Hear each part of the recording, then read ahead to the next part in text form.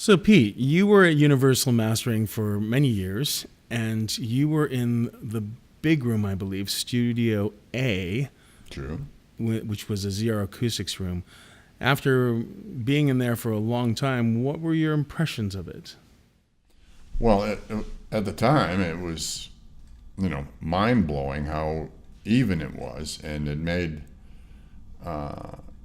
the job of mastering like insanely easy because, as I say, the big challenge is to know what needs to be fixed and what does not need to be fixed. Good advice. Let me just say this as a tangent to your question, which is just that working at Universal, the whole function of the whole place, I mean, there were 3 mastering rooms, but there were 5 production rooms, which meant these folks were listening to stuff on its way to the plants or to iTunes or whatever. And so every frontline record for Universal went through our doors. And periodically I got dragged into, helping with the production. So I got to listen to every frontline record, every style of music over these speakers in that room with those fabulous acoustics.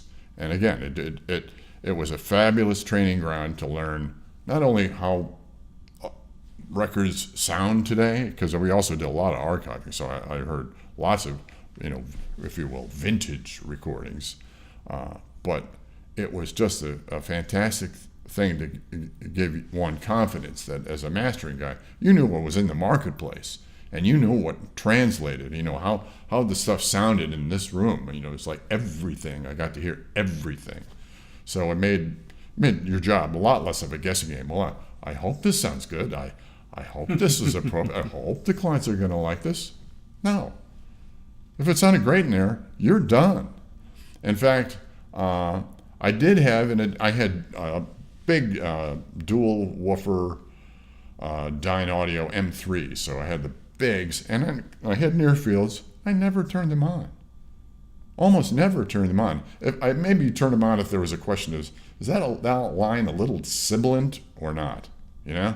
So that I want a smaller or something or other to see if it could be irritating on a smaller set of speakers. But other than that, the accuracy of what I was hearing and the faith you had in the image and the height, how much bass extension there was, because that's what separates the men from the boys is the accuracy in the bass, And I don't mean as a mastering engineer, but in the mix and what you're sending out to the world. It's going to translate on everything from earbuds to laptops to a big expensive. It should sound great everywhere, and the ability to know that you have done your due diligence and that it will, right?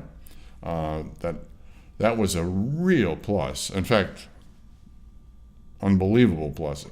And the other amazing thing about having the technology of the ZR and built into the room was that the clients, everybody came in and they were blown away, no matter where they sat. And even, admittedly, some people aren't as astute as listeners as, say, mixers might be. And the mixers would come in.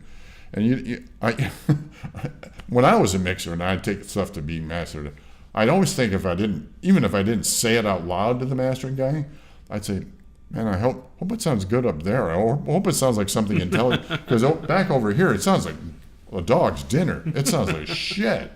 Because mastering rooms typically only sound good right where that guy is. Some of that is because of money, and some of it's because of the acoustics, that they're only optimized for right there, or they have a sweet spot, but it's very narrow.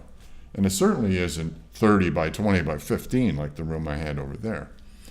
So it was a real spoiler. And like I say, if you're if the responsibility is to